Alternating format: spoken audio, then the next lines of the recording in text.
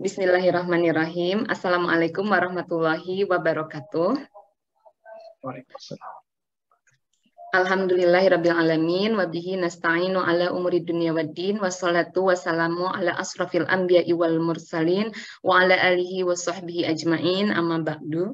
Segala puji hanya milik Allah yang telah memberikan rahmat dan kasih sayang sehingga alhamdulillah kita bisa berkumpul kembali di kajian rutin hari Rabu. Salawat beserta salam semoga tercurah limpahkan kepada baginda besar Nabi Muhammad SAW, kepada keluarganya yang mulia, kepada para sahabatnya, dan kepada para tabi'in, dan kita umatnya semoga kelak mendapatkan syafaat dari beliau di yaumil akhir. Amin, amin ya rabbal alamin. Selamat datang kepada Pak Ustadz Aeb, selamat datang juga kepada para sahabat-sahabat semua yang sudah bergabung. Tema kali ini yaitu Al-Insyirah, kelapangan dada dalam beban kehidupan, dan akan dimoderatori oleh sahabat kita semua, Teh Dini. Kepada Teh Dini dipersilahkan. Alhamdulillah, hatur nuhun Teh Desi. Assalamualaikum warahmatullahi wabarakatuh semuanya. Assalamualaikum Pak Ustadz Aeb, damang Pak Ustadz. Waalaikumsalam warahmatullahi wabarakatuh. Alhamdulillah. Alhamdulillah. Baik, sahabat-sahabat yang saya sayangi, kali ini kita berjumpa lagi untuk kajian Rabu di MPP dengan tema yaitu surat Al-Insyirah. Surat Al-Insyirah ini sebenarnya sering kita baca ya, mungkin dalam sholat, dalam banyak hal, tapi mungkin kita harus memahami jauh lebih dalam lagi, karena ternyata surat Al-Insyirah ini membawa banyak sekali manfaat ya Pak Ustadz ya, dan juga banyak juga istilahnya keajaiban-keajaiban mungkin ya Pak Ustadz yang bisa kita dapatkan, dan juga pembelajaran dari surat Al-Insyirah ini. Salah satunya adalah kelapangan dada dalam menerima segala beban kehidupan. Untuk lebih menyingkat waktu, saya persilakan kepada Pak Ustadz Aeb. Waktunya yaitu 45 menit. Mangga Pak Ustadz. Siap. Bismillahirrahmanirrahim. Assalamualaikum warahmatullahi wabarakatuh. Alhamdulillahi rabbil alamin. Assalatu wassalamu ala sayyidina Muhammadin wa ala alihi wa sahbihi ajma'in. Raditu billahi rabba wa bil islami dina wa bi Muhammadin nabiyya wa rasula. Allahumma inna nas'aluka ilman nafi'a wa rizqan tayyiba wa amalan mutaqabbalan wa shifaan min kulli da'in wa saqamin bi rahmatika ya arhamar rahimin. Subhanaka la ilma lana illa ma 'allamtana innaka antal alimul hakim. Rabbi shrah li sadri wa yassir li amri wahlul 'uqdatan min lisani yafqahu qawli ya Fattahu ya 'alim. Iftah lana futuhal 'arifin waj'alna min 'ibadikas salihin bi rahmatika ya arhamar rahimin. Alhamdulillah, kita bersyukur kepada Allah Subhanahu wa taala, sahabat semua jamaah pengajian Majelis Pengajian Perancis. Semoga semuanya senantiasa sehat walafiat, berada dalam keberkahan dan lindungan Allah Subhanahu wa taala. Amin ya rabbal alamin. Insyaallah kita akan sama-sama membahas tentang tadabbur mungkin surat Al-Insyirah.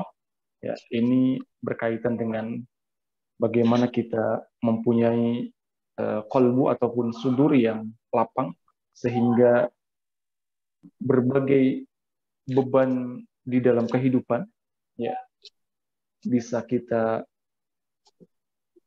lalui dengan mudah. Itu adalah harapannya. Baik jamaah sekalian, untuk membantu tampilan ya, kita ada sedikit yang bisa dilihat kelapangan dada.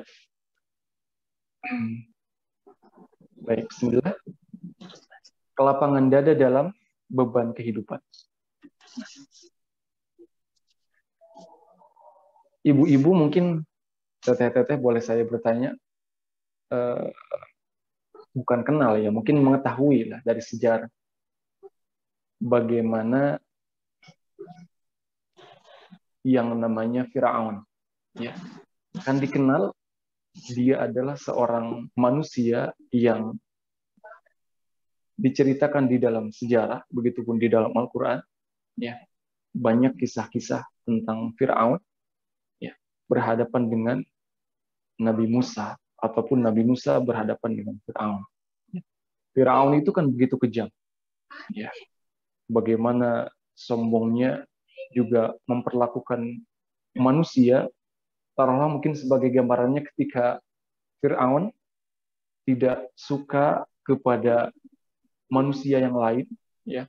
Taruhlah mungkin hal yang biasa ketika berpapasan dengan yang lain, ya, terlihat kan mungkin potongan rambut gitu kan. Ketika ini sebagai gambaran ketika Fir'aun tidak suka terhadap potongan rambut orang lain, ya mungkin dia saking kerasnya berbicaranya, ya dia meminta untuk memisahkan antara kepala dengan badannya, bisa jadi seperti itu gitu kan. Nah ini yang menarik bagaimana bahwa untuk menghadapi Firaun ini, ya, sampai ada dua nabi kan, ya, Nabi Musa dan Nabi Harun. Dan ketika sebelum menghadapi Firaun, apa doanya Nabi Musa? Doanya yang sudah kita hafal, ya, dan itu diyakini betul bagaimana kita menghadapi di dalam kehidupan ini, ya. Dan Firaun itu kan gambaran bagaimana kesombongannya, kebengisannya. Maka hal pertama yang dilakukan oleh Nabi Musa adalah dia berdoa. Berdoanya meminta kelapangan dada. Rabbi shrah li sadri wa yassir li amri wahlul 'uqdatam min lisani yafqahu qawli. Dalam surat Thaha itu pernah. Nah, baik. Jadi bagaimana ternyata nanti kita juga mentadaburi, intinya kan surat Al-Insyirah ini bagaimana kelapangan, kita mentadaburi bagaimana surat Al-Insyirah. Ya.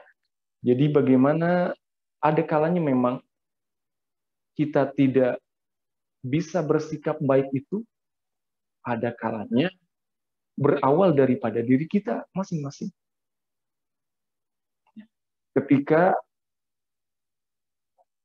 ada air di dalam gelas, kemudian kita masukkan ke dalam gelas tersebut segenggam garam, coba apa yang dirasa? Ya. Berkaitan dengan garam kan ibu-ibu, teteh-teteh mungkin lebih banyak bergaul dengan garam gitu kan. Nah, ya, jadi ketika ada air di dalam gelas, satu gelas, kemudian dikasih garam segenggam, ya, maka yang dirasa adalah asin, kebangetan. Tetapi bagaimana ketika garam satu genggam itu kita taburkan ke dalam air yang ada di kolam? Maka tentunya beda rasanya dengan air yang ditaburi garam tadi satu gelas dengan satu kolam. Itu gambaran bagaimana ternyata kita mempersiapkan diri ataupun kelapangan dada ini menentukan bagaimana kita mensikapi di dalam kehidupan. Karena ada kalanya ketika masalah itu kecil bisa menjadi besar di mata orang-orang kecil, dan masalah besar menjadi kecil di mata orang-orang besar. Itu kata-kata hikmah gitu kan.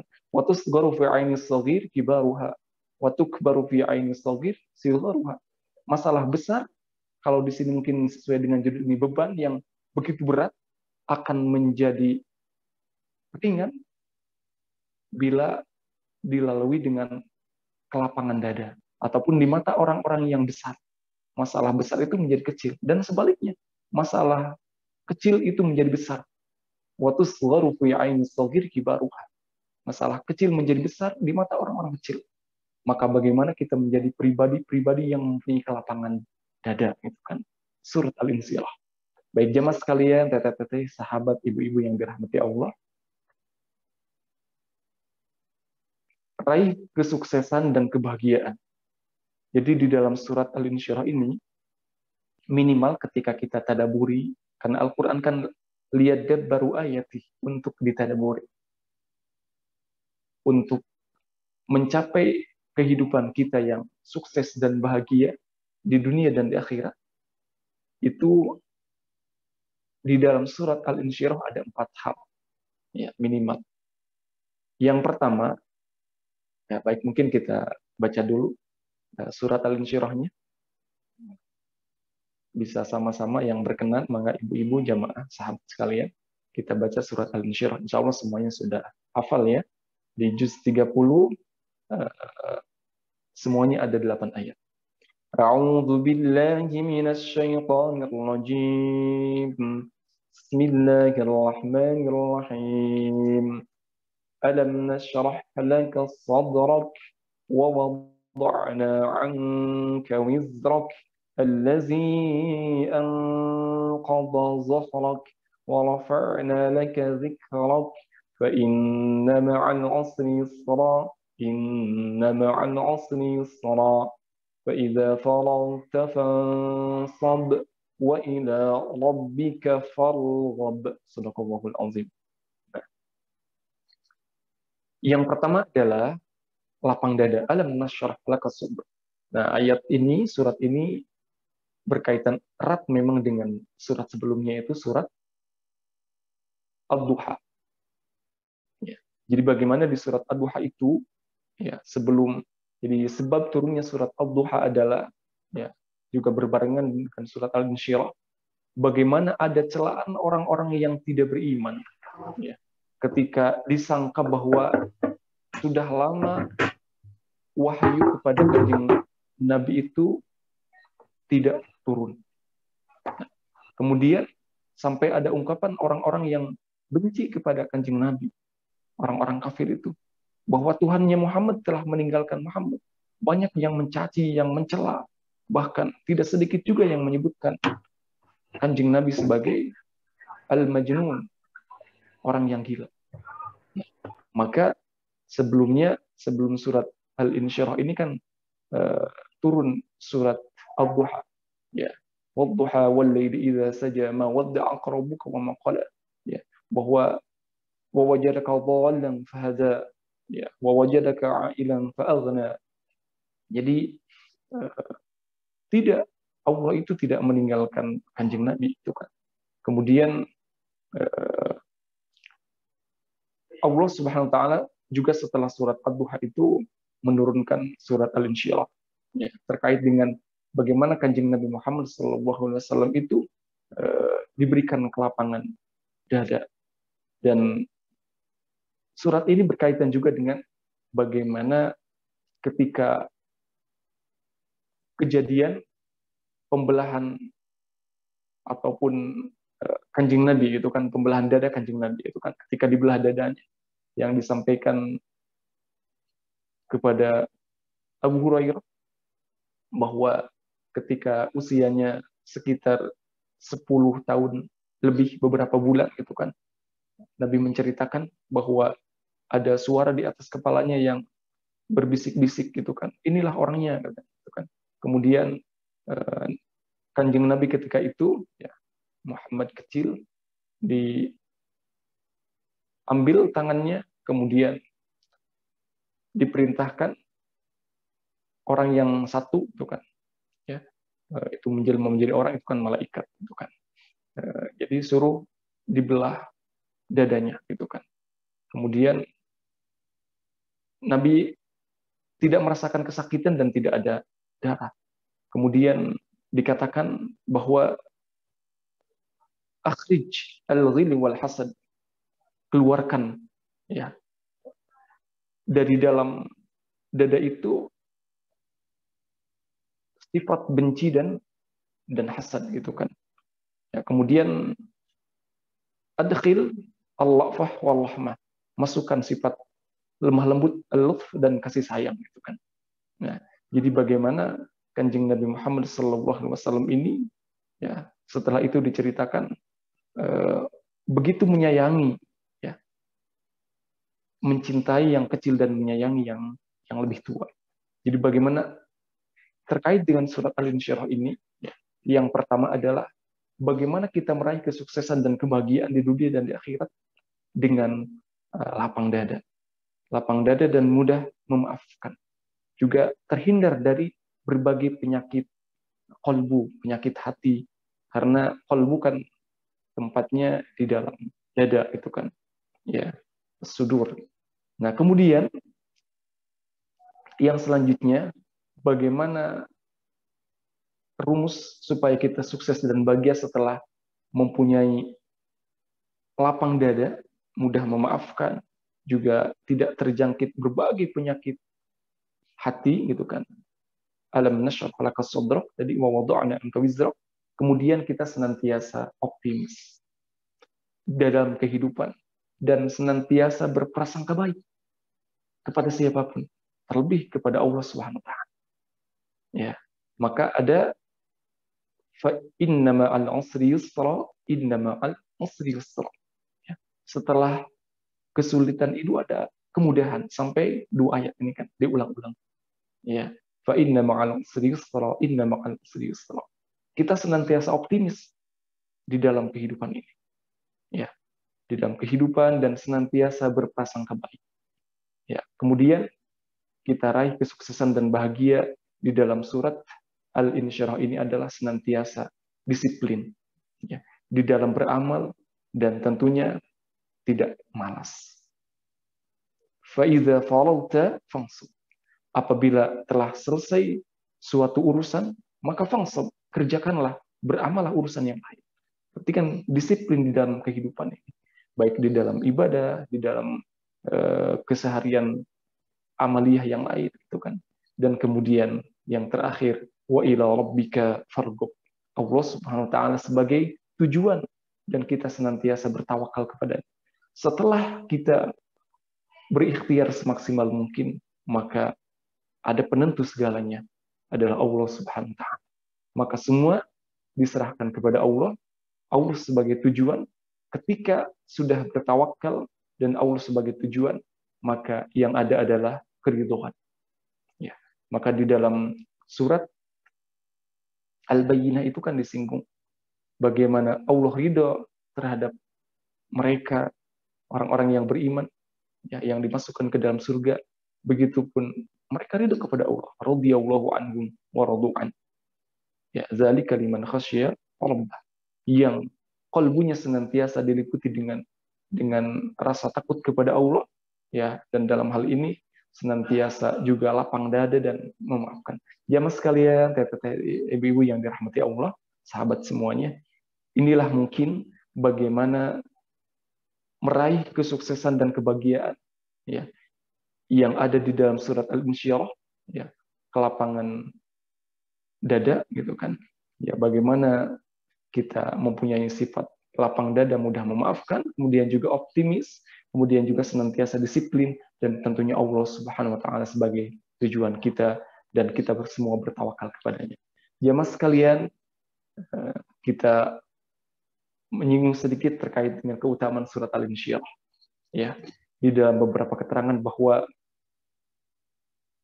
surat ini ketika kita merutinkan membacanya berdampak baik sekali bagi orang yang mendawamkannya dengan penuh keyakinan, melapangkan dada. Ya, tadi bagaimana kita di dalam kehidupan ini, ada kalanya kita tidak bersikap baik, itu memang ada kalanya bagaimana terkait dengan pribadi kelapangan dada kita. Maka ini ketika kita bisa merutinkan membaca surat Al-Insyirah, dan tadi apalagi kalau dipadukan dengan surat sebelumnya, surat Al-Duha, gitu kan. Nah, ini bisa dibaca sama kita, dirutinkan. Di dalam sholat sunnah juga bisa. Ya. Kita mungkin bisa melaksanakan sholat sunat duha, ya, minimal 2 rakaat. Ya. Rakaat pertama kita membaca surat Al-Duha, wad-duha, wal-laili idza saja, sampai akhir. Kemudian rakaat kedua kita bisa membaca, mendawamkan surat Al-Insyirah, alam nashrah laka sadrak.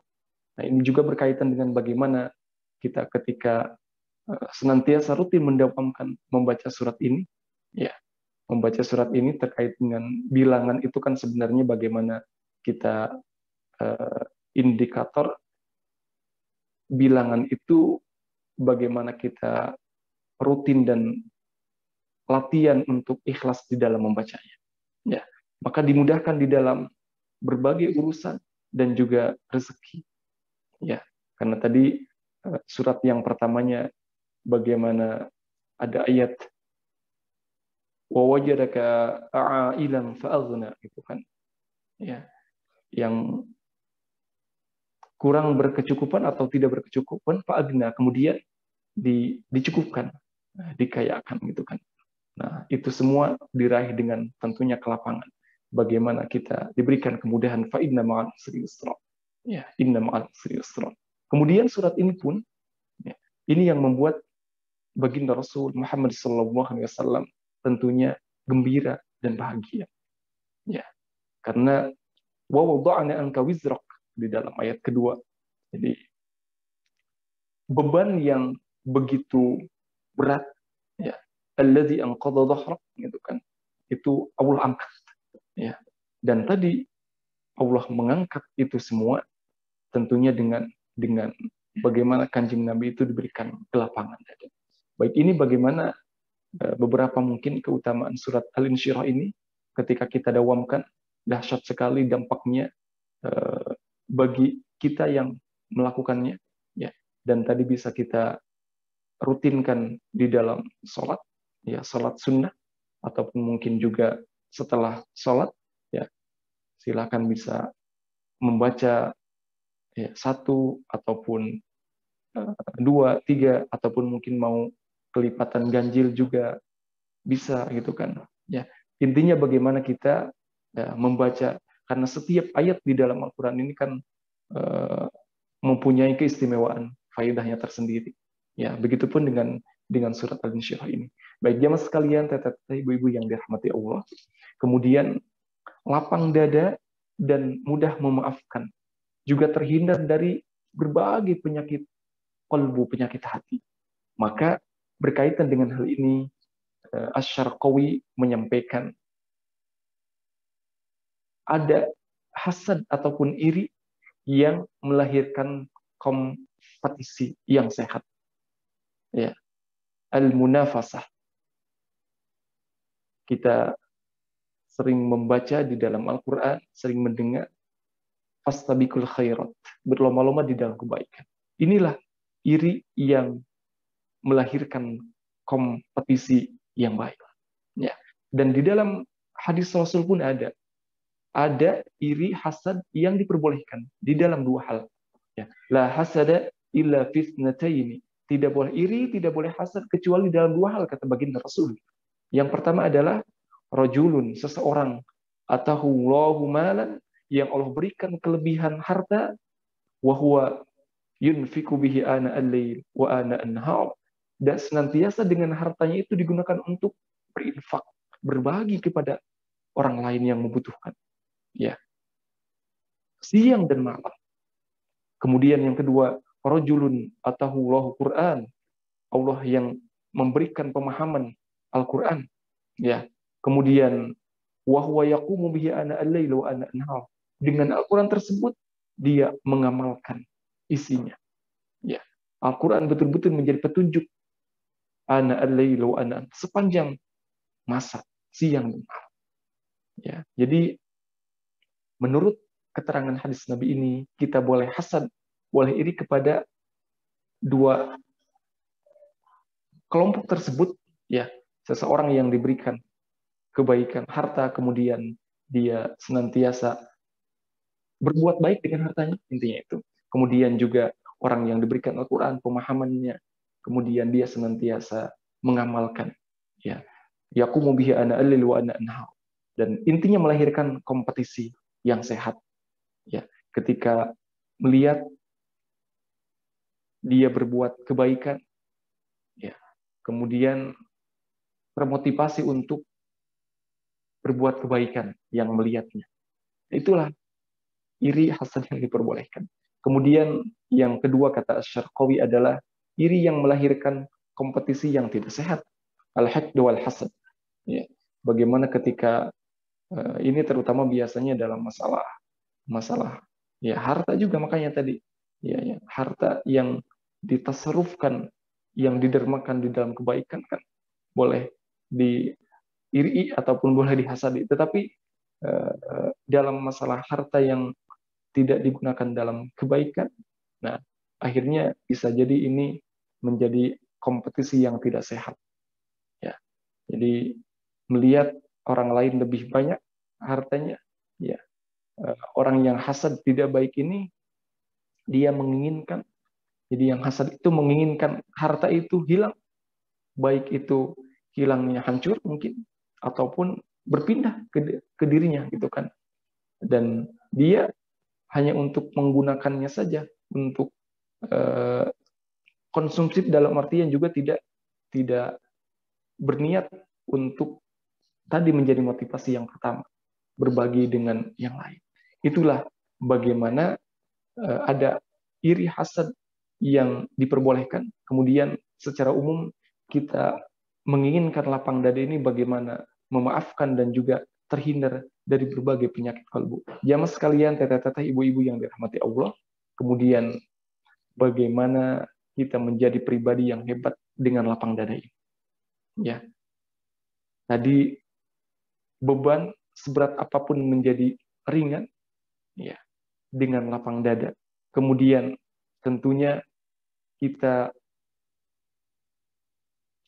menjadi pribadi yang takwa, yang hebat dengan lapang dada ini bagaimana di dalam sebuah wasiat yang disampaikan Kanjeng Nabi kepada Mu'adz bin Jabal.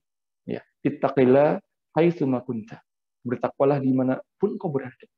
Ya, kemudian wa atbi'in sayyi'atal hasanata tamhuha. Ya, ikutilah perbuatan jelek dengan al-hasanah, dengan kebaikan, maka itu akan menghapusnya. Wa khaliqin nas bi khuluqin hasanin. Kemudian bergaulah dengan manusia dengan akhlak yang terbaik, yang terpuji, ya, yang hasan. Nah, maka bagaimana kita mengikuti kejelekan itu dengan kebaikan ataupun membalas kejelekan dengan kebaikan. Ini bagian daripada kita membentuk pribadi yang hebat dengan lapang dada.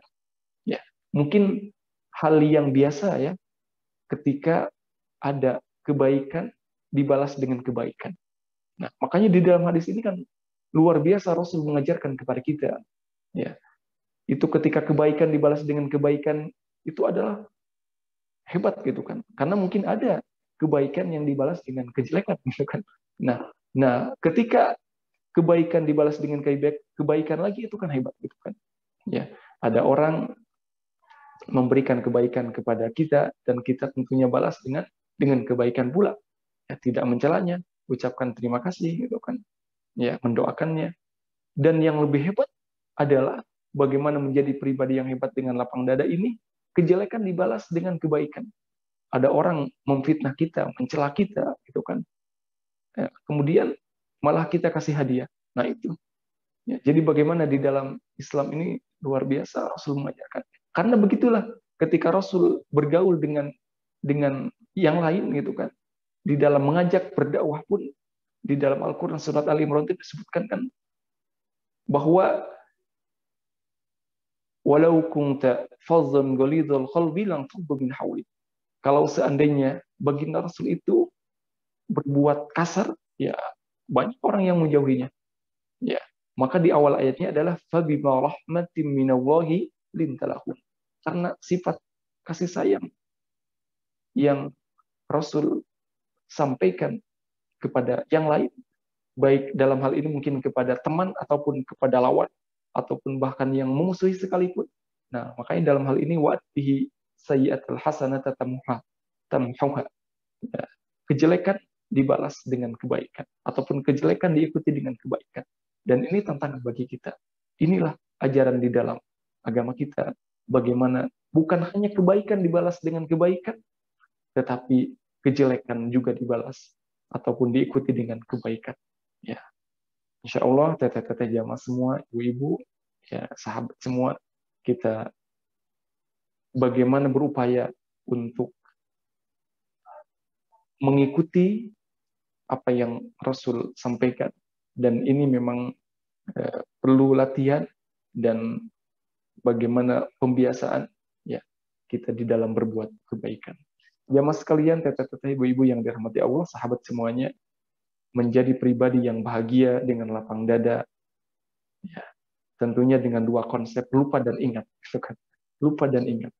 Apa yang kita lupakan? Kebaikan kita kepada orang lain, kemudian juga kesalahan orang lain kepada kita. Ini kita lupakan. Ya, kebaikan kita kepada orang lain dan kesalahan orang lain kepada kita. Itu berupaya untuk dilupakan. Ya, sehingga biarlah menjadi amal ya kebaikan kita itu ya tentunya kan malaikat tidak akan lengah mencatat dan menulisnya.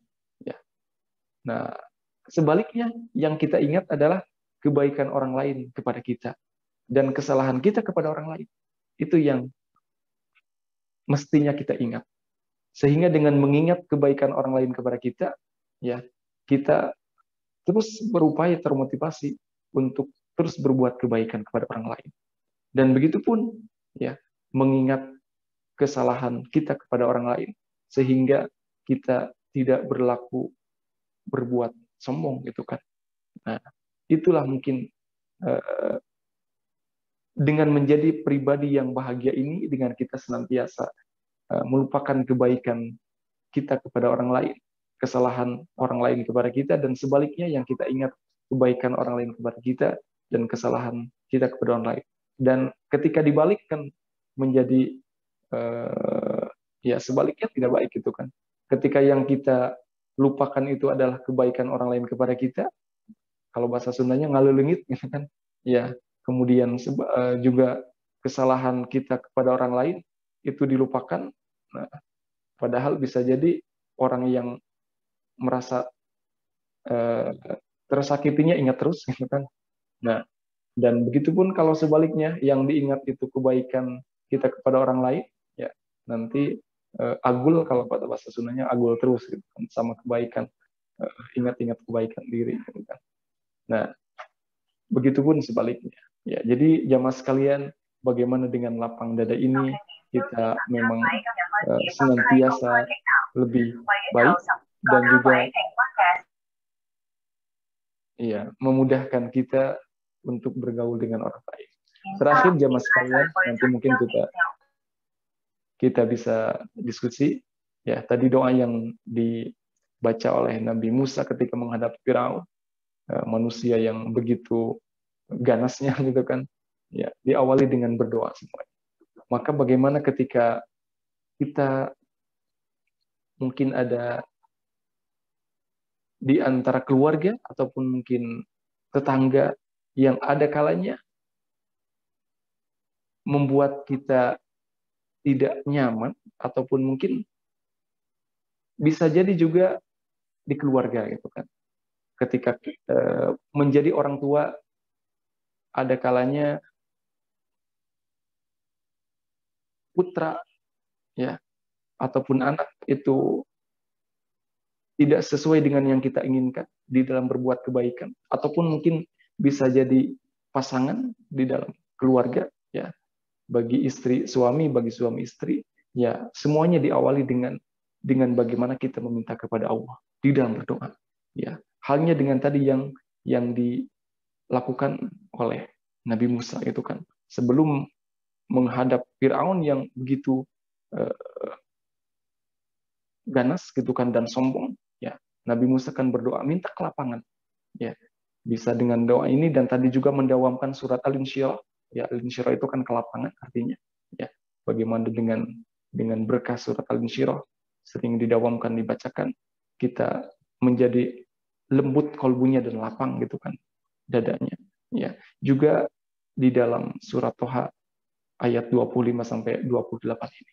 Rabbi syrahli sadri, ya Tuhanku lapangkanlah untukku dada. Wa yassir li amri, dan mudahkanlah untukku urusanku. Semua kita tentunya menginginkan urusannya Allah mudahkan. Ya, urusan apapun gitu kan. Karena setiap kita tentunya punya urusan gitu kan. Selama kita hidup di dunia, urusan itu mestinya ada gitu kan. Wahlul 'uqdatan min lisani, dan lepaskanlah kekakuan dari diriku, dari lidahku. Yafqahu qauli, sehingga mereka mengerti perkataanku. Kita bisa dipahami oleh orang lain. Ya, begitupun sebenarnya bukan perkataan saja, tingkah laku juga bisa dipahami. Walaupun mungkin ketika kita berbuat baik, tidak semuanya suka. kepada perbuatan baik kita. Ada saja tentunya. Kenapa? Karena memang ya ada setan di sana gitu kan, yang tidak suka itu kan. Nah, jadi semua berawal dari bagaimana kita meminta kepada Allah, minta ke lapangan. Ya, surat Al-Insyirah juga bisa kita dawamkan. Juga doa ini minta ke lapangan hati, Rabbi shrah li sadri wa yassir li amri wahlul 'uqdatam min lisani yafqahu qawli. Mudah-mudahan kita semua jamaah, sahabat semua, teteh-teteh, ibu-ibu, senantiasa Allah berikan kelapangan dada, ya, sehingga kita terhindar tadi dari berbagai penyakit qalbu, penyakit hati, sehingga ketika kita mempunyai qalbu, lapang dada, beban seberat apapun di dalam kehidupan ini akan terasa ringan, akan terasa mudah. Nah, kehidupan ini terasa luas, dan tadi mungkin kita bisa sukses dan bahagia dengan bagaimana konsep di dalam surat Al-Insyirah ini. Kita lapang dada, kita optimis di dalam menghadapi kehidupan, juga kita senantiasa disiplin, terhindar dari sifat malas, juga tentunya Allah Subhanahu wa Ta'ala sebagai tujuan di dalam kehidupan kita, sehingga kita bertemu dengan Allah nanti dengan membawa qalbu, di dalam qalbu yang selamat. Illa man atallaha biqalbin salim, atau juga mungkin di dalam kehidupan ini dengan lapang dada. Sementara teh demikian yang bisa disampaikan. Mudah-mudahan ada manfaatnya dan tentunya bisa dipahami. Nanti bisa kita ada sesi diskusi, ya, bagaimana kita bisa berbagi di dalam kehidupan ini. Tentunya kita rasakan bagaimana kan dinamis memang kehidupan ini, bukan? Ya, kita bisa diskusi, kita bisa berbagi. Harapannya adalah bagaimana yang kita rasakan baik juga dibagikan kepada saudara-saudara kita, dan ada kalanya kita merasa tidak baik ataupun mungkin sempit dadanya, ya, dalam ini kan lawan daripada lapang dada, sempit berarti dadanya, juga kita bisa berbagi dengan yang lain sehingga kesempitan tersebut menjadi kelapangan. Demikian sementara. Hasbunallahu wa ni'mal wakil, ni'mal maula wa ni'man nasir.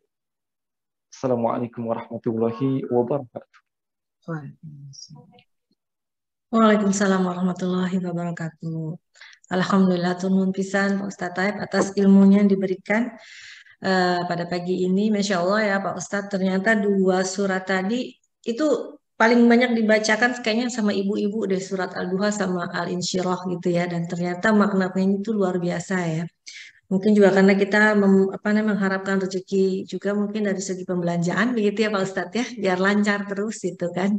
Baik Pak Ustadz, tadi kalau saya dapat mengambil kesimpulan sedikit bahwa tadabbur surat Al-Insyirah itu adalah meraih kesuksesan dan kebahagiaan. Meraih kesuksesan dan kebahagiaan ini kan tidak hanya berupa materi ya Pak Ustadz ya, berarti kan bisa juga anak yang soleh, mungkin rumah tangga yang adem ayem gitu ya Pak Ustadz ya, kesehatan yang diberikan mungkin seperti itu. Nanti bisa kita bahas lebih lanjut lagi dalam sesi tanya jawab. Dan sebelum kita masuk sesi tanya jawab, mungkin kita akan mendengarkan pantun dari Mbak Berta. Ada yang Mbak Berta ya pantunnya? Ada Mbak Dini, seperti biasanya. Mangga Mbak Berta. Assalamualaikum warahmatullahi wabarakatuh. Pengajian Prancis hadir lagi. Tema muda ringankan urusan. Ustadz Aeb di Rabu pagi, surat Al-Insyirah dalam bahasa. Rasulullah kita cintai sepanjang hayat. Ujian dakwahnya hebat tapi tetap kuat. Surat Makkiyah 8 ayat, turun laksana penghibur penguat. Orang bodoh jangan ajak berdebat, bikin gaduh dan dendam kesumat. Dakwah Rasulullah diuji hebat, tak seberapa dibanding ujian umat. Daun kering lepas dari dahan, sore hari dalam kegelapan. Bersama kesulitan hadir kemudahan, hadir satu paket dalam kehidupan. Jangan bangga dengan pujian, sifat malas banyak alasan. Manusia hidup pasti ada ujian, semoga Allah mudahkan urusan. Anak-anak renyah tertawa, berkumpul bermain sesama belia, berharap pada manusia bikin kecewa, berharap pada Allah membuat bahagia. Buatlah hidup menjadi berarti, Dengan silaturahmi dan berinteraksi, kesulitan datang silih berganti, mintalah Allah kemudahan dan solusi. Kebutuhan hidup yang mendesak, kurangi belanja yang tak faedah, punggung yang berat, dada yang sesak, mengetuk arsy di atas sajadah. Jauhi sifat iri dan suka julid, ditagih tanggung jawab selalu berkelit. Segala kesulitan yang membelilit, kelapangan dada tak jadikan sulit. Hidup ini tak terasa berat, Al-Quran petunjuk hidup selamat, sukses dunia, bahagia di akhirat, jadikan ikhtiar hebat sebagai umat. Wassalamualaikum warahmatullahi wabarakatuh. Waalaikumsalam warahmatullahi wabarakatuh. Sudah disimpulkan tuh semuanya tadi yang Pak Ustadz bicarakan oleh Mbak Berta. Masya Allah. Terima kasih Mbak Berta atas pantunnya. Sekarang kita akan masuk ke sesi tanya jawab. Pak Ustadz, tadi ada satu yang ingin saya tanyakan. Pak Ustadz menyatakan bahwa keutamaan membaca surat dari Al-Insyirah itu adalah membuat Nabi Muhammad SAW juga gembira. Maksudnya apa nih Pak Ustadz di sini kalau boleh dijelaskan? Ya, Mangga. Ya, tadi surat Al-Insyirah ini bagaimana asbabun nuzulnya, sebab turunnya berkaitan juga dengan surat sebelumnya, yaitu surat Ad-Duha. Ya. Jadi ketika wahyu kepada Kanjeng Nabi itu lama tidak turun, ya, kemudian sampai tadi mengakibatkan orang-orang yang benci itu, orang-orang kafir itu, ya, mengatakan ataupun mencela kepada Kanjeng Nabi, ya, bahwa Tuhannya Muhammad telah meninggalkannya, gitu kan, ya, maka turun surat sebelumnya, surat Ad-Duha itu kan, ada kan, Wad-duha wal-laili idza saja ma wadda'aka rabbuka wa ma qala. Jadi Tuhanmu itu tidak meninggalkanmu, itu ma wadda'aka rabbuka wa ma qala. Kemudian walal akhiratu khairul laka minal ula wa la sawfa yu'tika rabbuka fatarda. Alam yajidka yatiman fa'awa. Ya. Kemudian Kanjeng Nabi itu yatim, ya. Kemudian juga wa wajadaka dhallan fahada. Ya. Setelah sebelumnya tersesat, kemudian Allah beri petunjuk, ya, dengan nyambung dengan surat Al-Insyirah kan, kelapangan hati itu adalah dengan Islam, ya. Wa may yuridillahu ayyahdiyahu yashrah sadrahu lil Islam. Orang yang lapang itu adalah dengan cahaya keislaman, gitu kan, dengan keimanan. Ya, jadi bagaimana surat ini memang dua surat ini, surat Al-Duha dengan Al-Insyirah saling keterkaitan, ya. Ketika dengan tadi disebutkan dengan celaan orang-orang kafir itu kan tentunya membuat beban, gitu, ya, membuat beban.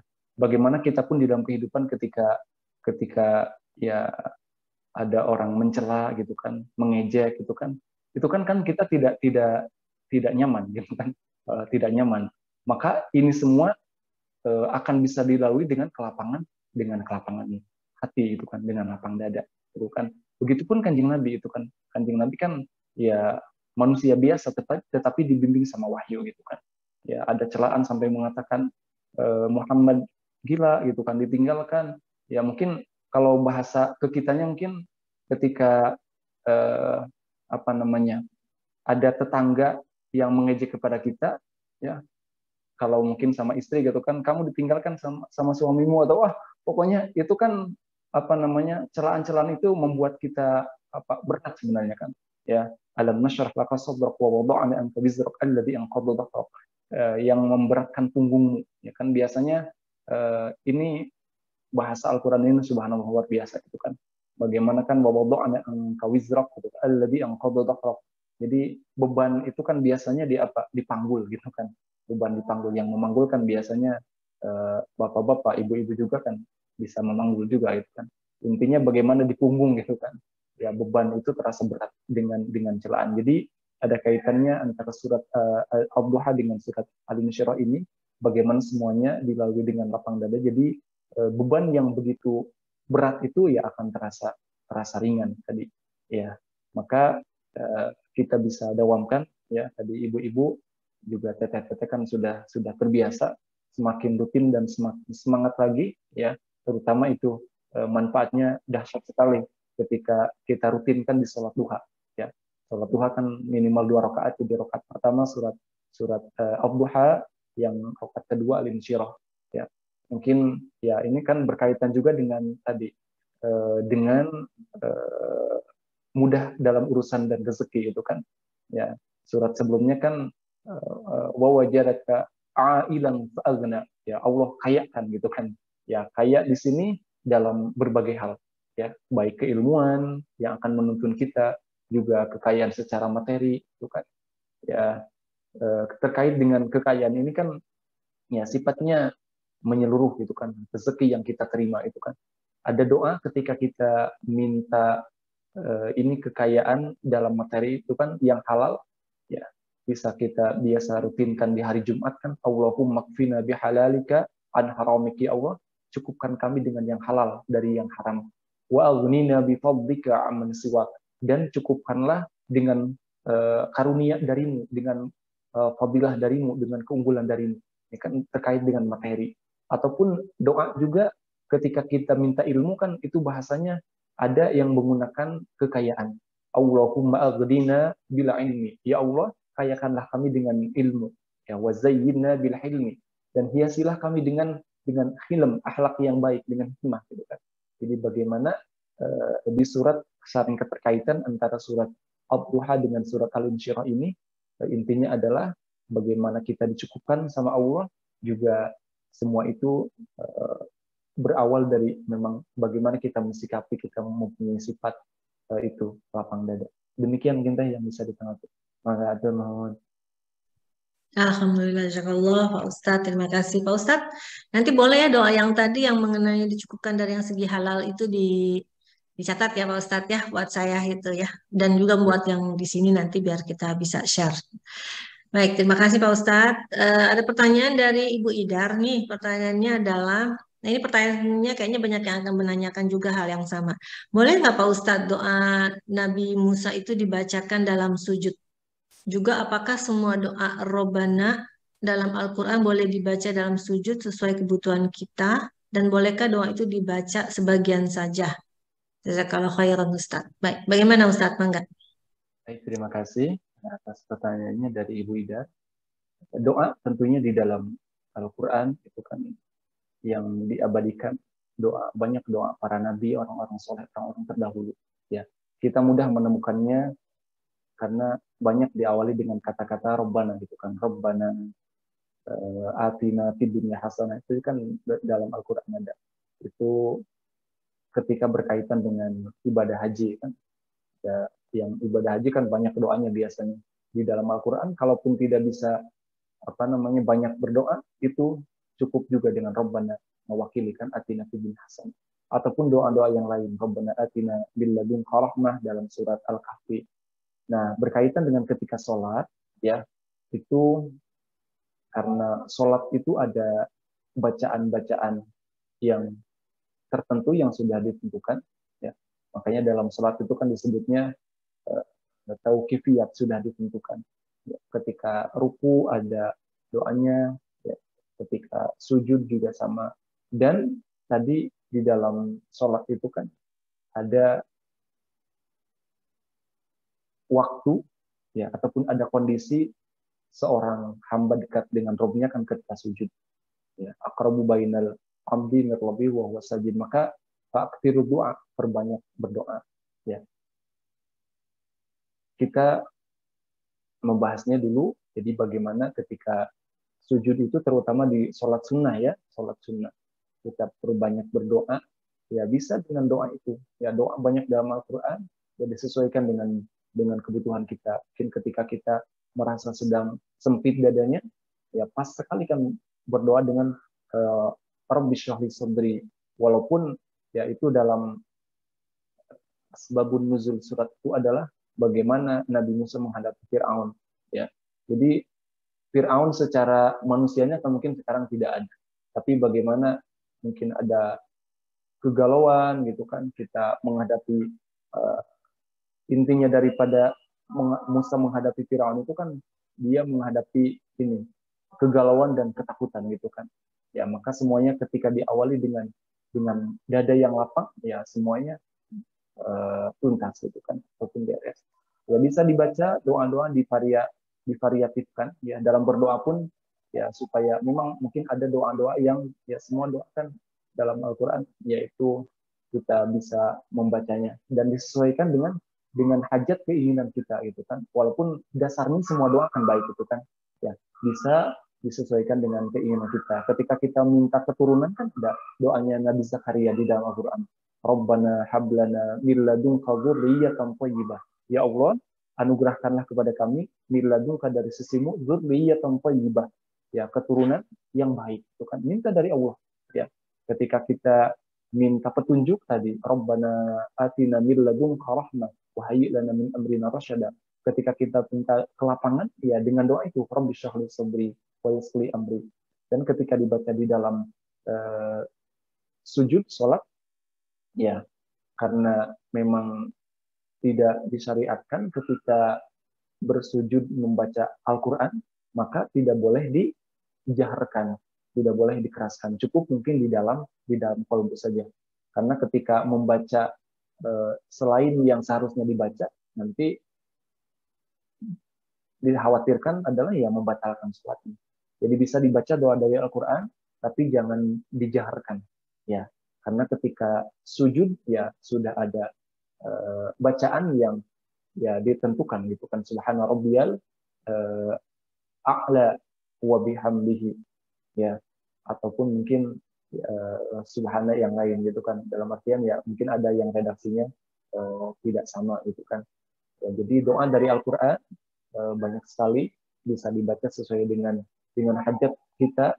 Dan tadi ketika sholat ya karena sholat tidak ada bacaan tertentu yang ditentukan, maka bisa dibaca tetapi tidak dijaharkan.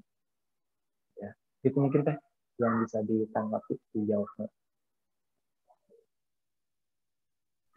Baik, alhamdulillah. Semoga cukup jelas, Bu Idar.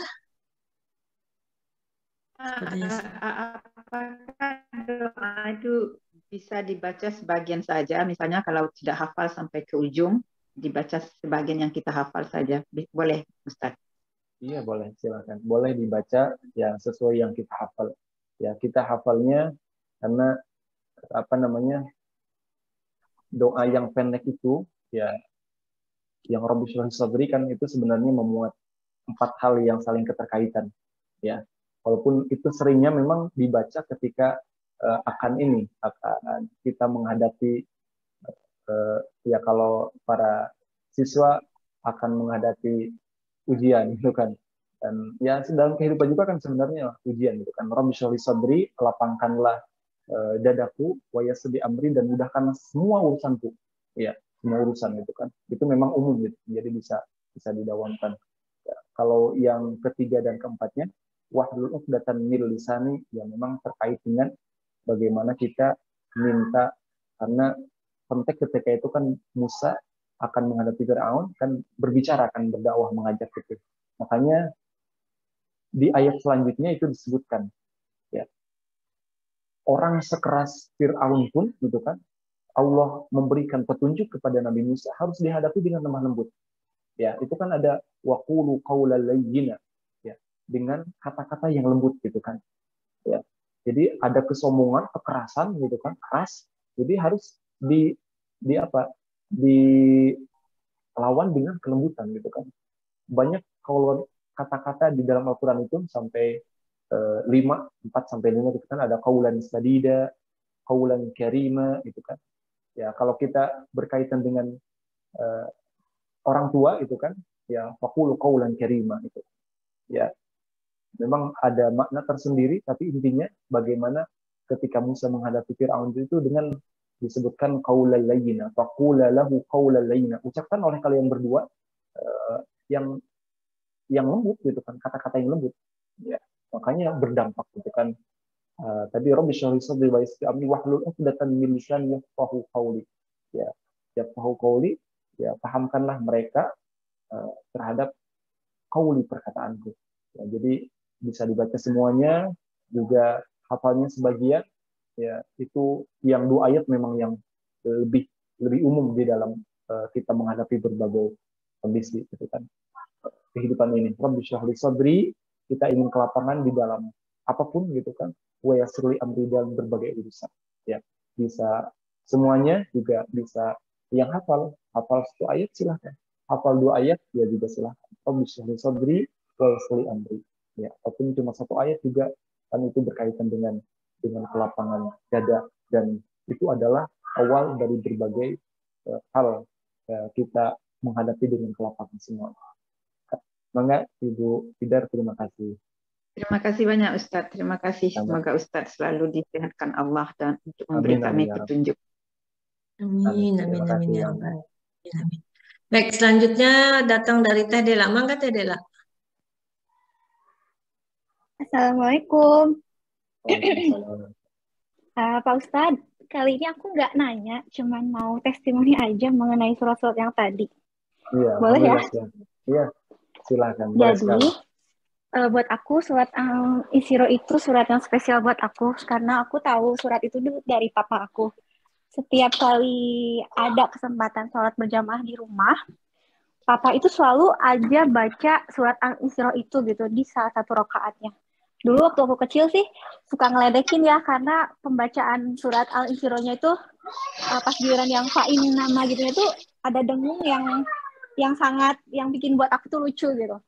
Terus setiap kali misalkan kalau papa ada waktu buat mengantar kita anak-anaknya tidur, biasanya setelah doa sebelum tidur itu ada baca surat itu lagi gitu. Saya sempat nanya, kenapa sih papa suka banget surat itu? Terus papa bilang itu artinya sangat bagus gitu. Bilang gitu doang, nggak dikasih tahu itu artinya apa gitu.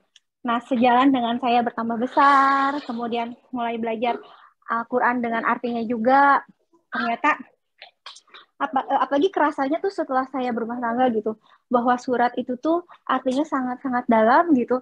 Kan kita dalam hidup selalu menghadapi yang namanya kesulitan ya. Nah, jadi kayaknya jawaban dari setiap kesulitan itu ada di surat itu gitu kalau buat saya gitu. Dan itu pun barusan Pak Ustadz menjelaskan tentang karakter orang-orang yang misalkan mendalami surat itu, kayak berlapang dada, kemudian selalu berpikiran positif. Terus saya ngerasa itu tuh ada semua di diri papa saya gitu. Dan itu pun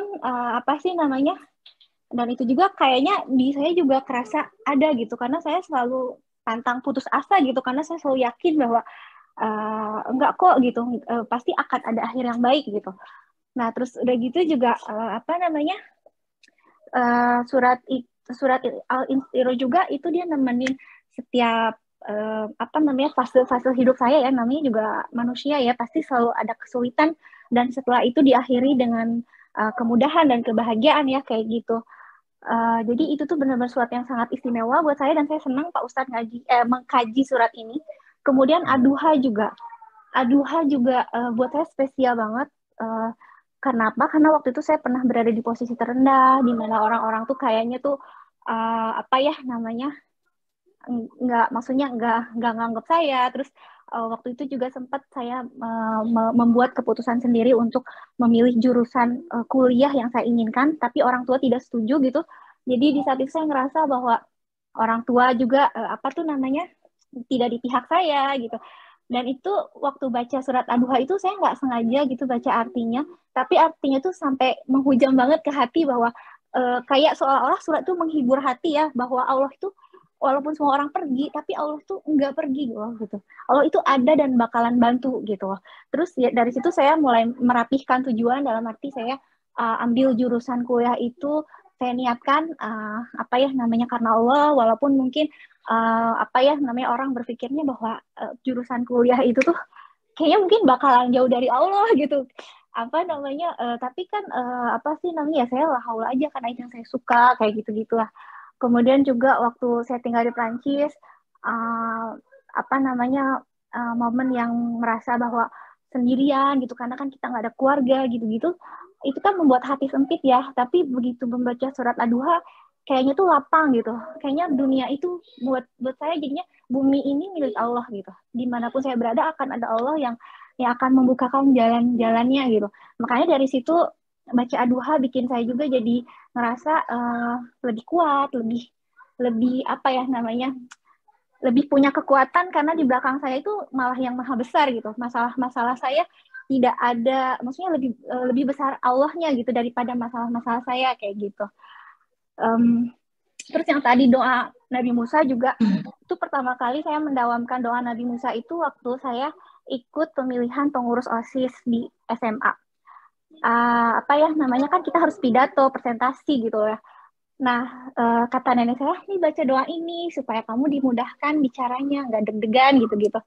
Ternyata betul kayak gitu. Dan dari situ setiap kali saya mau berbicara di depan umum, kayak misalkan waktu pas kerja kan kerjanya presentasi mulu gitu ya, selalu baca itu dulu. Kemudian pas kemarin waktu saya pakai kerudung, kan banyak teman-teman yang bertanya, kenapa sih kok kamu pakai kerudung? Apalagi teman-teman dekat yang orang Prancis gitu. Mereka takut kan. Nah, saya baca doa itu dulu sebelum saya Waktunya mengungkapkan 1 menit alasannya. ya, karena yang bertanya masih ada 2 orang dan Pak Ustadz udah Iya, mau boleh. maghrib di Udah sana. mau selesai kok. Nah, kayak gitu Pak Ustadz. Jadi ternyata ketiga yang tadi Pak Ustadz bahas itu tuh sangat bagus dan itu tuh betul gitu bahwa itu tuh bisa kita amalkan dan itu tuh memang benar gitu loh. Jadinya ya makasih banyak sudah membahas hal ini karena saya merasa bahwa itu tuh terbukti dia menjadi teman saya dalam menjalani hidup. Makasih ya Pak Ustadz. Ya, baik, Assalamualaikum. sama-sama. Waalaikumsalam. Mangga Teh. Terima Baik kasih Pak bagi Ustadz, karena masih banyak pertanyaan. Terima kasih Dela buat testimoninya. Pertanyaannya tadi adalah datang dari Teh Dena. Teh Dena ini bertanya yaitu Assalamualaikum warahmatullahi wabarakatuh Ustadz, dan semuanya mau bertanya untuk menghadapi orang yang telah menyakiti kita, selain kita berdoa memohon dilapangkan dada untuk sabar dan ikhlas, kadang untuk lapang dada, kadang untuk dilapangkan dada untuk sabar dan ikhlas. Gimana sih benar? Kadang untuk lapang dada kita menyampaikan apa yang kita rasakan terhadap sikap mereka. Apakah kita perlu bilang ke mereka terhadap sikap kata mereka yang telah menyakiti kita? Untuk pencerahannya Pak Ustadz. Dan bagaimana nih Pak Ustadz? Tadi mungkin ada hubungannya dengan melupakan kesalahan orang lain, tapi mengingat kebaikan orang lain. Nah, ini bagaimana Pak Ustadz? Mangga. ya baik, terima kasih. Tadi telah dibahas surat ini dan terima kasih kepada ini kan ada manajemennya ya yang memilih materi kesempatan ini, manajemen dari MPP ya, terima kasih. Jadi terima kasih sama manajemen. Baik, tadi terima kasih sama Teh Dela ya tadi ya sebelumnya yang sudah menyampaikan testimoni. Alhamdulillah. Jadi semua kita berhak untuk mendapatkan kebahagiaan dan kenikmatan dengan Al-Quran itu. Ya, karena khitabnya ataupun di dalam Al-Quran itu kan tadi alam nashrah laka, laka itu maksudnya Muhammad. Ya, tetapi bagaimana Al-Quran ini ya abadi sampai akhir hayat kita di dunia sebagai petunjuk. Maka semua kita ya tadi Dela sudah menyampaikan testimoninya, alhamdulillah. Kemudian semua kita berhak mendapatkan kebahagiaan keberkahan dari Al-Quran. Baik, kemudian pertanyaan yang sekarang, bagaimana ketika ada orang ya mungkin yang menyakiti kita dan sulit untuk melupakannya. Ya, mungkin itu Teh maksudnya yang saya tangkap itu ya. Jadi ya di dalam kehidupan ini memang kita bergaul dengan orang lain ya, dengan orang lain, dan tentunya tidak semuanya kita senang ataupun begitupun orang lain gitu kan. Makanya kunci secara umumnya adalah atasbirun, bersabar. Nah, terkait dengan orang yang pernah menyakiti kita dan supaya kita memang berpikiran imbang gitu kan. Mungkin ada orang yang saya terlalu sakit sama dia, sulit untuk memaafkan. Ya, kita berimbang berpikirnya. Siapa tahu ada orang yang pernah tersakiti sama kita. Coba ketika kita minta maaf dan tidak dimaafkan, apa perasaannya? Ya, jadi itulah berpikir berimbang di dalam kehidupan ini. Kan disampaikan bahwa kehidupan bagaikan roda, ada di atas, ada di bawah. Kalau menurut saya tambah satu lagi, ada kalanya di pinggir mungkin kan, roda kan berputar gitu. Nah, jadi begitulah kehidupan ya, berputar gitu kan. Jadi ketika kita ada kalanya merasa tersakiti dengan orang lain, ya memang simple ininya apa nasihatnya simple, maafkan gitu kan. Dan memang memaafkan ini, dan ketika kita memaafkan itu sebenarnya yang membuat nyaman bahagia bukan yang pertama kali itu adalah bukan orang yang dimaafkan, yang memaafkannya. Coba ada orang berbuat tidak baik kepada kita, taruhlah berbuat salah gitu kan. Dan kita memaafkan, itu saya yakin tidak bisa dijabarkan dengan uraian kata-kata, rasanya gitu kan. Ya, teteh-teteh, ibu-ibu, sahabat semua mungkin bisa merasakan bagaimana kebahagiaan ketika kita bisa memaafkan orang lain yang minta maaf gitu kan. Ya, ada kebahagiaan sendiri gitu kan. Ya, jadi memang urutannya adalah lupakan mungkin ya, ataupun maafkan dulu. Ya, lupakan, maafkan, ikhlaskan. Ya, memang ikhlas itu karena sering kita sampaikan kan ada kalanya saya bisa memaafkan tapi belum bisa melupakan, berarti belum ikhlas. Jadi maafkan, lupakan, ikhlaskan gitu kan. Ya, dan tadi ketika kita terlalu ya saya sudah terlalu sakit pokoknya. Ya bisa jadi nanti berbalik kalau kita menyakiti orang lain dan kita tidak dimaafkan gitu kan. Ya sakit juga gitu. Maka ya memang jawabannya simpel, tetapi ya semua saya pun terus belajar karena memang kehidupan kita ya senantiasa bergaul dengan orang lain, tidak bisa menyendiri gitu kan, karena kan kita makhluk yang sosial. Jadi maafkan, lupakan, dan ikhlas.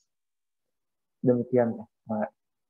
Baik Pak Ustadz, tapi ditanyakan di sini juga, apakah kita harus menyampaikan Pak Ustadz kepada yang bersangkutan kesalahannya gitu Pak Ustadz? Kalau misalnya nih Pak Ustadz, belum lama ini nih ada kasus misalnya orang tersebut nih Pak Ustadz sering menulis di sosial media gitu. Dia misalkan ya mau ngomongin negatif tentang orang-orang gitu Pak Ustadz ya. Sampai akhirnya suatu kali apa yang dia omongin ini sudah boleh dibilang di luar daripada apa ya mungkin kesabaran atau batas kesabaran orang-orang baca gitu ya Pak Ustadz. Akhirnya salah satu menegur orang tersebut Pak Ustadz dengan cara baik-baik, dan ternyata setelah ditegur alhamdulillah dia malah berubah gitu loh Pak Ustadz. Jadi sebaiknya bagaimana nih Pak Ustadz? Apa mungkin cara menegurnya kali ya Pak Ustadz ya yang harus dipikirkan gitu ya. Menurut Pak Ustadz jadi gimana? Apa harus kita tegur atau dibiarkan saja? Bagaimana Pak Ustadz? Nuhun. Ya, mengatur teh. Terkait dengan kita mengajak pun, ya mengajak kepada kebaikan, itu kan ada kaidah ataupun keterangan bahwa khatibun nas biqadri anqulihim. Kita mengajak kepada mengajak dan menegur, apalagi menegur gitu kan, kepada orang lain itu kan dengan bahasanya. Intinya disesuaikan dengan bagaimana, karena ada kalanya niat baik saja tidak cukup gitu kan. Ya, kita mungkin niat baik tetapi menyampaikannya kurang baik, nanti bisa jadi terima kurang baik juga. Jadi bagaimana niat baik ini juga diikuti dengan langkah-langkah yang baik.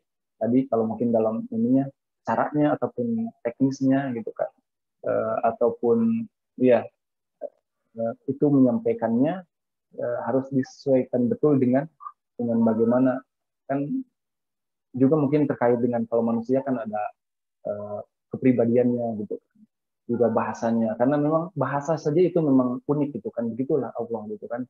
Jadi ada kalanya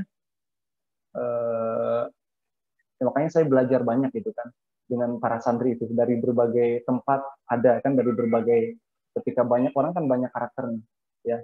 Ada santri itu yang mungkin dia terbiasa di daerahnya kan daerah yang panas gitu kan, ataupun dari pantai kan, kalau dari pantai itu suaranya kenceng-kenceng, masa di pantai ada ombak gitu kan, ya ada ikan gitu. Nah ada orang yang dari daerah yang biasa-biasa saja ya, jadi ketika berbicara itu ya lembut, santai gitu kan. Nah ketika dipadukan ada orang mungkin bahasanya dia terlalu baper gitu kan. Nah itu memang kita begitupun dalam kehidupan kita gitu kan, kita merasakan ya ada kalanya memang, makanya di dalam surat Al-Hujurat itu kan waja'alnakum syu'uban wa qabaila lita'arafu, kami menjadikan dari berbagai suku-suku, bangsa-bangsa, berbagai karakter lita'arafu, untuk saling mengenal. Jadi nah inilah mungkin peluang bagi kita untuk lebih banyak berbuat kebaikan ya dalam berbagai kondisi gitu kan ya, karena memang ketika kita bergaul dengan orang lain ya bersosial ya tidak semuanya sesuai dengan harapan kita. Disinilah peluangnya bagi kita untuk senantiasa menjadi amal kebaikan. Itu teh yang ditanggapi. Baik Pak Ustadz. Alhamdulillahirrahmanirrahim. Terima kasih jawabannya. Pak Ustadz, tadi kan dalam surat Al-Insyirah itu sebenarnya sudah dijanjikan ya sama Allah bahwa dengan adanya kesulitan itu bersamaan ya Pak Ustadz, diturunkannya bersamaan dengan kemudahan ya kan, kesulitan dengan kemudahan gitu kan, itu dijanjikan, berarti kan dijanjikan dalam Quran, dijanjikan oleh Allah. Nah bagaimana nih Pak Ustadz, banyak orang-orang yang sudah jelas dijanjikan sama Allah, tapi dia mencari jawabannya ke tempat lain gitu Pak Ustadz. Misalnya Pak Ustadz, ke orang pintar gitu kan Pak Ustadz. Atau mungkin ya kita nggak bisa bilang dukun ya, karena sekarang dukun-dukun pun juga ngakunya ustadz sih ya, mereka ngaku-ngakunya ulama gitu. Nah ini gimana Pak Ustadz? Walaupun mungkin yang diajarkan oleh orang itu tuh istilahnya mungkin boleh dibilang suruh baca ini, suruh baca itu gitu Pak Ustadz. Tapi saya perhatikan kok yang kadang-kadang agak nyeleneh gitu loh Pak Ustadz. Misalkan disuruh mandi apalah gitu. Buat saya hal yang buat saya sih ya itu di luar daripada apa ya daripada ajaran Islam. Nah, menurut Pak Ustadz ini bagaimana Pak Ustadz? Terima kasih. Ya, baik, terima kasih. Ya, berkaitan dengan bagaimana fa inna ma'al usri yusra, inna ma'al usri yusra. Jadi di sana disebutkan bahwa dua kesulitan tidak akan mengalahkan satu kemudahan. Ya, jadi di dalam turun surat ayat ini, itu kan ya, disebutkan bahwa para ulama menyebutkan Rasul menyampaikan ya, kalau ada kesulitan masuk ke dalam batu itu, katanya ke dalam lubang itu, maka pasti ada kemudahan menyusul ke dalam lubang itu sampai kemudahan itu mengeluarkan kesulitan.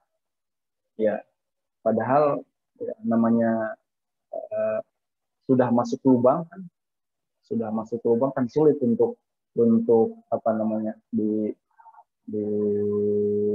didapatkan ya. Lubang seperti lubang, ada kan lubang apa tuh, lubang belut, tahu belut ya, lubang ular gitu kan. Nah jadi di dalam keterangan terkait dengan ayat itu, gambarannya adalah ketika ada kesulitan masuk ke lubang itu, ke batu itu katanya, kemudian pasti ada kemudahan yang akan menyusulnya, yang akan mengeluarkan kesulitan itu ya. Ataupun kalau masalah gambarannya begini, walaupun mungkin realitasnya ya bisa kita rasakan, makanya nanti bagaimana ini berkaitan memang dalam kehidupan kita, berkaitan dengan kesabaran, berkaitan dengan tawakal kan, bagaimana kita mensikapi berbagai ujian, masalah ataupun beban di dalam kehidupan ya. Maka ketika ada gambarannya digambarkan oleh penulis buku La Tahzan, Aid Al-Qarni itu ya, makanya ketika kita mempunyai masalah yang ataupun beban yang begitu berat ataupun masalah yang begitu besar ya, masalah besar ya, maka semakin berat, semakin terasa sulit itu masalah, maka yakin itu akan semakin mudah ada jalan keluarnya. Gambarannya adalah seperti ini katanya, seperti tali gitu kan. Tali kan semakin kencang ditarik gitu kan, semakin besar peluangnya untuk putus gitu kan. Ya begitu pun masalah. Jadi semakin berat masalah itu, semakin keras, semakin berat ya. Jadi itu adalah sebentar lagi akan selesai masalah itu gitu kan. Ya, gambarannya tadi seperti tali ya. Tali kan semakin kencang itu nanti lama-lama kan ketika ditarik kan putus gitu kan. Jadi begitulah, walaupun di sisi lain yakin kita harus berprasangka baik kepada Allah ya, ujian yang ada apapun gitu kan, itu adalah untuk menaikkan keimanan kita, dan yakin bahwa ujian yang Allah berikan, coba aja dicermati gitu kan, ujiannya kepada setiap manusia itu beda-beda, dan itu ditentukan dengan dia kuat di bidang itu gitu kan ya. Belajar saja kan ada spesial gitu kan ya, maksudnya adalah Allah Maha Tahu, yakin Allah Maha Tahu ya, diuji masalah itu akan lulus gitu kan, karena kalau diuji masalah lain belum tentu gitu kan. Jadi Allah Maha Tahu ya, ada kalanya ya kita memang tidak tahu gitu kan, heran ya, kok sepertinya dia bagus dalam masalah ini, kok ujiannya seperti itu ya, Allah Maha Tahu gitu kan. Dan yakin gitu kan, berprasangka baik kepada Allah bahwa ketika kita diuji masalah itu, ya akan lulus gitu. Karena Allah Maha tahu, Allah memberikan soal itu. Ya sama soal kehidupan itu kan apa namanya bervariatif gitu kan kita rasakan. Ya. Dan kemudian tadi mencari solusinya adalah karena memang kita hidup ini adalah bukan ya tujuannya Allah. Jadi bagaimana berproses, ya berprosesnya kan ibadahnya dalam menjalaninya gitu kan. Ya, mungkin kalau perjalanan, ya tujuannya sama. Ya, saya mencontohkan mungkin karena belum tahu jalan ke Perancis gitu kan. Saya mencontohkannya dari Ciamis saja ke Jakarta gitu kan. Walaupun mungkin di antara jamaah ada yang belum tahu. Nanti ditunggu di Ciamis gitu. Dari Ciamis ke Jakarta itu kan minimal ada bisa lewat tol Cipali kan, bisa lewat yang biasa lewat Bandung gitu kan, atau mungkin ada juga lewat pesawat yang lewat atas gitu kan. Kalau lewat air kayaknya nggak bisa gitu kan. Ya jadi begitulah bagaimana kita sampai kepada Allah ya dengan ujiannya masing-masing. Intinya bagaimana kita mensikapinya gitu kan. Ya, dan tadi di dalam itu semua tentunya ya harus sesuai dengan yang ditentukan. Ya, yang ditentukan dalam artian kan semuanya bagaimana berkaitan dengan ujian itu ya kita sabar karena ada kalanya memang kita ini ingin cepat-cepat ketika diuji itu gitu kan. Dan dalam Al-Quran disebutkan innal insana khuliqa halu'a, manusia itu diciptakan dengan tergesa-gesa.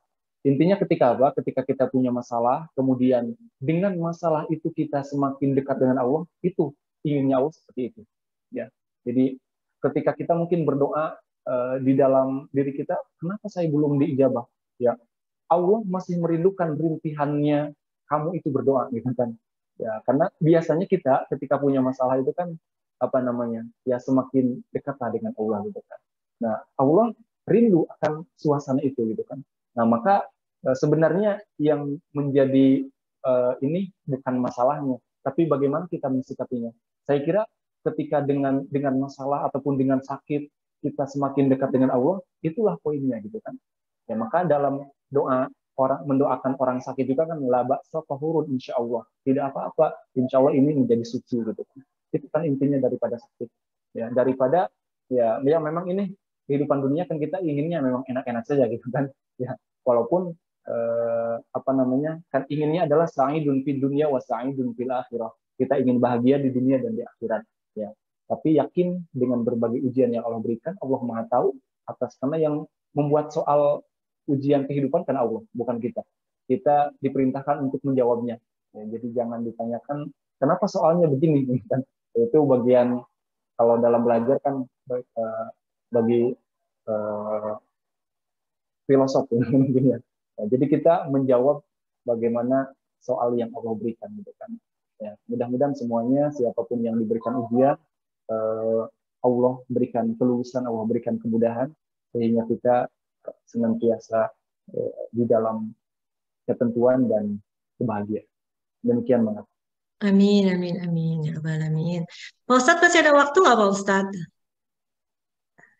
Masih Mbak, masih Sih ya, mungkin bisa dijawab 15 secara cepat aja Pak Ustadz. Ini pertanyaannya hanya, bolehkah berpuasa sunnah dengan niat untuk bacaan sejumlah doa-doa dengan harapan dikabul? Nah, gimana Pak Ustadz? Bolehkah berpuasa sunnah dengan niat untuk bacaan sejumlah doa-doa dengan harapan dikabul? Iya. Puasa itu adalah bagian daripada amal soleh. Ya. Kita ingat bahwa ada yang namanya bertawasul. Bertawasul itu kita memohon kepada Allah dengan amalan soleh yang kita lakukan. Ya, cerita yang fenomenal itu adalah 3 orang yang terjebak di dalam gua, gitu kan? Ya, terjebak di dalam gua. Ya, dia bertawasul dengan amal solehnya, gitu kan? Ya Allah, dulu saya pernah merawat ibu saya yang sudah tua sampai disuapin gini, disebutkan, akhirnya terbuka sedikit pintu gua itu. Ya, yang kedua juga menyebutkan ya amalan-amalan solehnya, ya sampai akhirnya singkat cerita ya pintu gua itu ya terbuka dan mereka bisa keluar. Itu bagaimana mereka bertawasul dengan amal soleh.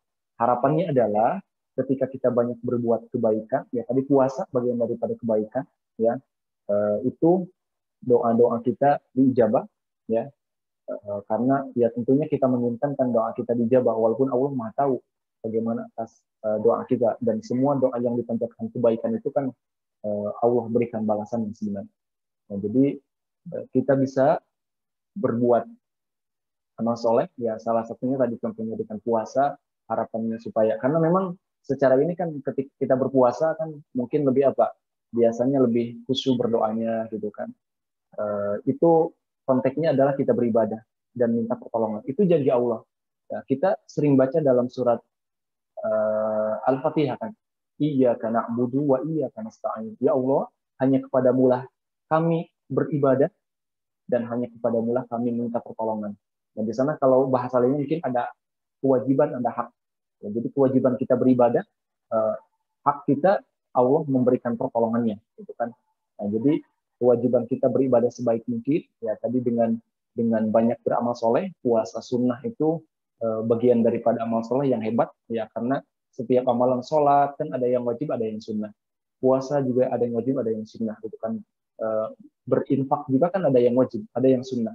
Ya, ketika kita bisa melaksanakan yang sunnah, ya itu insya Allah bisa dipastikan dia rajin melaksanakan ataupun menuntaskan yang wajib, ya, yang wajib.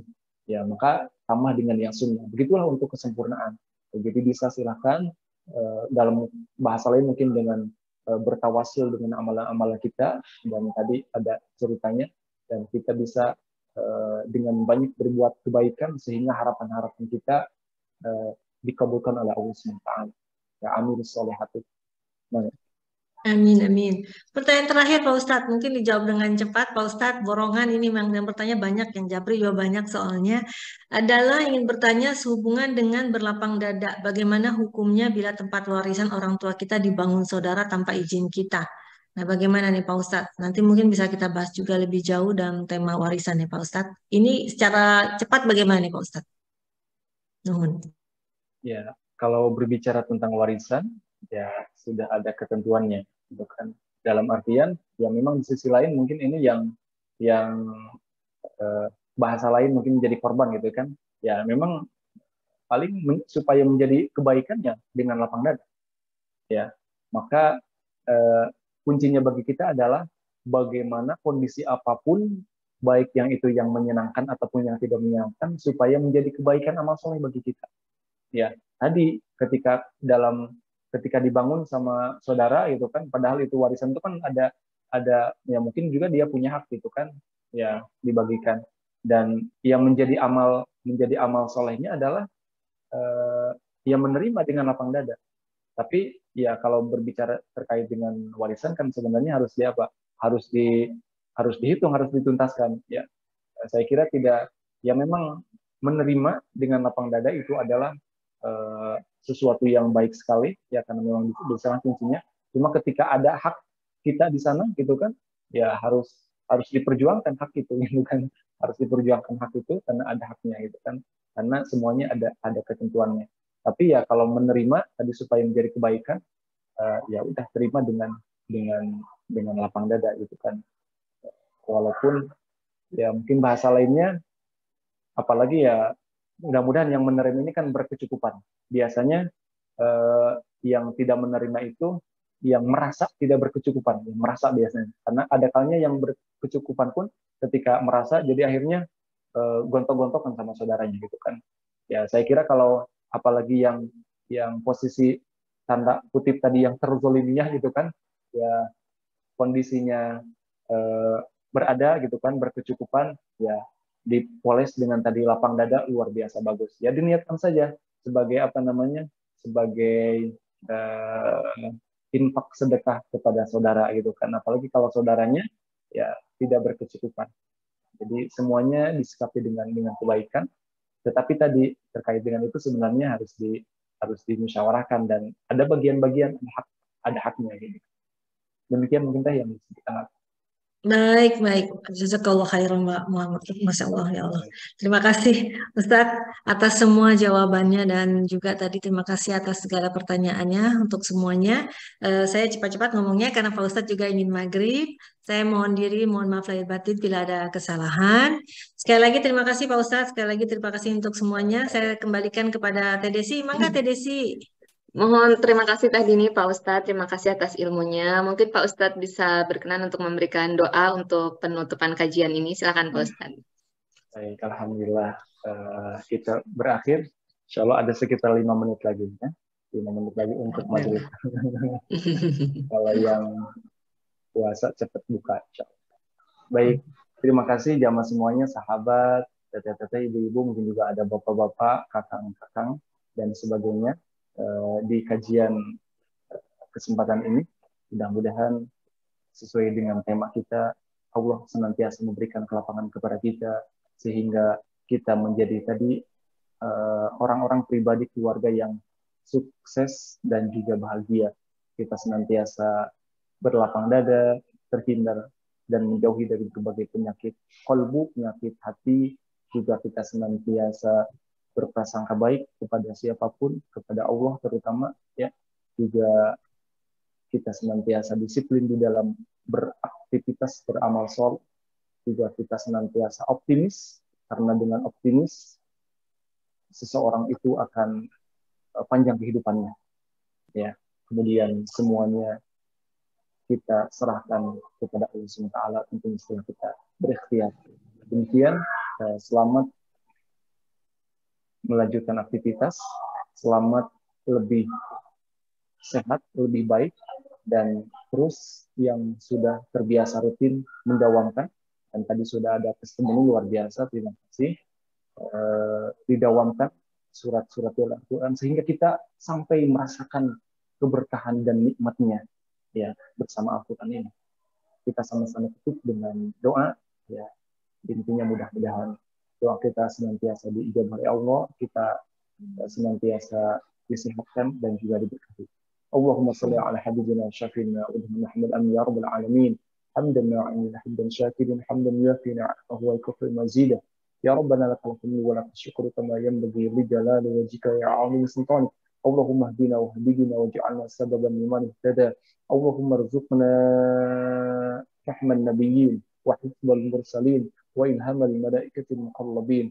Allahumma aghnina bil 'ilmi wa zayyinna bil hilmi wa akrimna bit taqwa wa jammilna bil 'afiyah bi rahmatika ya arhamar rahimin. ربنا هب لنا من ازواجنا وذرياتنا قرة اعين واجعلنا للمتقين اماما. اللهم انا نعوذ بك من جهل البلاء ودرك الشقاء وسوء القضاء يا شماتة العافية. ربنا اتنا في الدنيا حسنة وفي الآخرة حسنة وقنا عذاب النار. سبحان ربك رب العزة عما يصفون وسلام على المرسلين والحمد لله. Demikian, terima kasih semuanya. Pas adzan maghrib di sini. Assalamualaikum warahmatullahi wabarakatuh. Waalaikumsalam warahmatullahi wabarakatuh. Terima kasih Pak Ustadz. Terima kasih banyak Pak Ustadz. Semoga ilmunya bisa menjadi ilmu yang bermanfaat untuk kita semua. Amin ya rabbal alamin. Kita tutup kajian pagi ini dengan bacaan hamdalah bersama-sama. Alhamdulillahirabbil alamin dan doa kafaratul majelis. Subhanakallahumma wa bihamdika asyhadu an la ilaha illa anta astaghfiruka wa atubu ilaik. Amin. Akhir kata, mohon maaf lahir dan batin. Wassalamualaikum warahmatullahi wabarakatuh. Waalaikumsalam warahmatullahi wabarakatuh.